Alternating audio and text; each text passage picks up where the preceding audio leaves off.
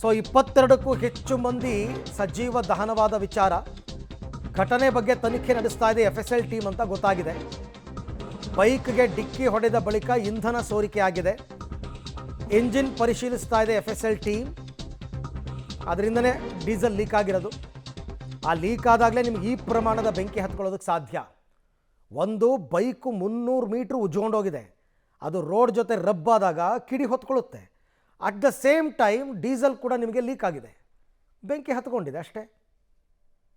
ಹೆಂಗಾಗಿದೆ ಅಂತಕ್ಕಂಥದ್ದು ಬಹಳ ನೀಟಾಗಿ ಅಂದಾಜು ಮಾಡ್ಬೋದು. ಹಾಗಾಗಿ ಇವಾಗ ದುರ್ಘಟನೆಗೆ ಏನು ಕಾರಣ ಅಂತ ಒಂದು ಎನ್ಕ್ವೈರಿ ಟೀಮ್ ರೆಡಿ ಆಗುತ್ತೆ, ಎನ್ಕ್ವೈರಿ ಮಾಡ್ತಾರೆ.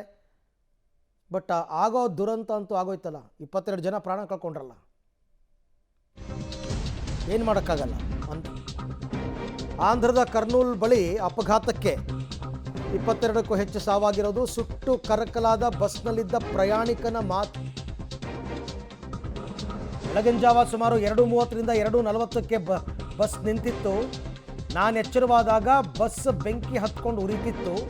ಬಸ್ನಲ್ಲಿದ್ದ ಎಲ್ಲರೂ ನಿದ್ದೆ ಮಾಡ್ತಾ ಇದ್ರು. ಆ ಟೈಮಲ್ಲೆಲ್ಲ ನಿದ್ದೆ ಮಾಡ್ತಿರ್ತಾರೆ ಪಾಪ.